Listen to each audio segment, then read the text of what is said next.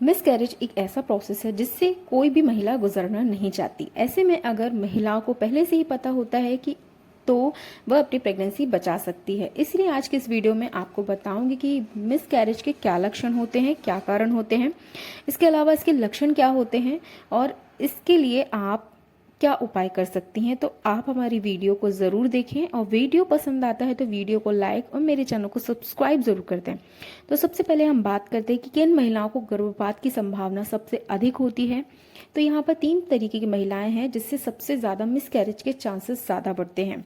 तो पहला है जिन महिलाओं की उम्र 35 वर्ष से ज़्यादा हो। दूसरा है जिन महिलाओं की गर्भावस्था के दौरान अधिक काम करना पड़ता हो या फिर ट्रैवलिंग करनी पड़ती हो। तीसरा, जिन महिलाओं के प्राइवेट पार्ट पर कोई इन्फेक्शन पहले से रहा हो या फिर उनके सर्विक्स की सर्जरी हुई हो।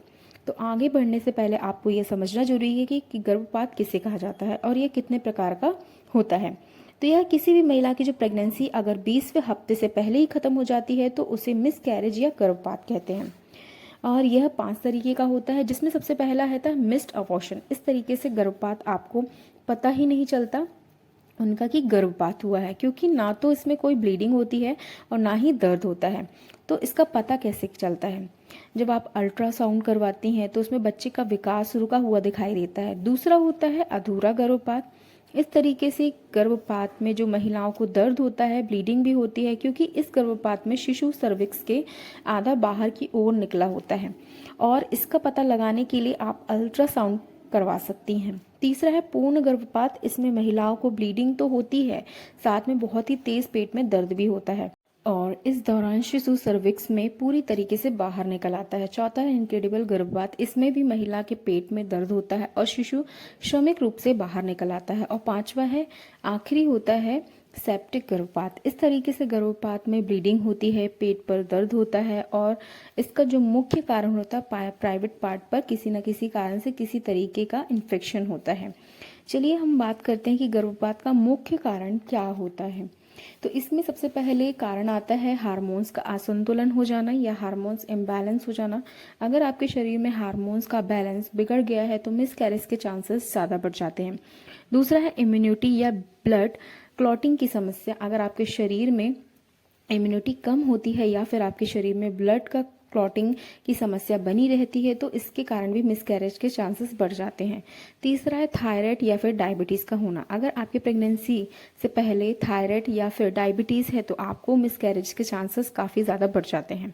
चौथा है गर्भाशय में परेशानी होना। अगर कोई भी महिला के यूट्रस में कोई परेशानी हो तो आपको मिसकैरेज के चांसेस ज़्यादा बढ़ जाते हैं। यदि महिला धूम्रपान बहुत ज़्यादा करती है तो मिसकैरेज होने के चांसेस बढ़ जाते हैं। इसके अलावा भी जो कुछ तरीके होते हैं बहुत, जैसे कि क्रोमोसोम्स इशू। महिला और पुरुष का शरीर बहुत सारे क्रोमोसोम से मिलकर बना होता है और ऐसे में प्रेगनेंसी कंसीव करते समय क्रोमोसोम्स बैलेंस बिगड़ जाए तो उस कंडीशन में भी मिसकैरेज के चांसेस बढ़ जाते हैं। चलिए अब हम बात करते हैं कि मिसकैरेज के लक्षण क्या क्या होते हैं। अगर आपको प्रेगनेंसी के दौरान पेट पर ऐठन, प्राइवेट पार्ट में गहरे लाल रंग की जो ब्लीडिंग या फिर स्पॉटिंग स्टार्ट हो जाती है तो आपको तुरंत डॉक्टर से कंसल्ट करना चाहिए। इसके अलावा पेट पर दर्द प्रेगनेंसी के दौरान तो होता ही रहता है और यह दर्द असहनीय हो जाता है।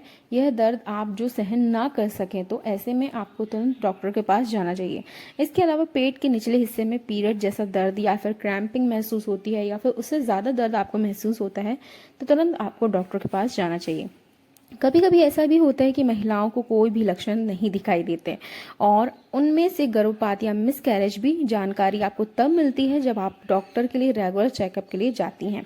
तो आप समय समय पर अपने डॉक्टर से चेकअप करवाती रहिए। तो चलिए अब हम बात करते हैं कि मिसकैरेज के खतरे को आप कैसे कम कर सकते हैं, क्या क्या कर सकते हैं। अगर आपने अभी तक प्रेगनेंसी कंसीव नहीं की है तो आप प्रीनेटल विटामिन या फिर फॉलिक एसिड का सेवन करना शुरू कर दीजिए।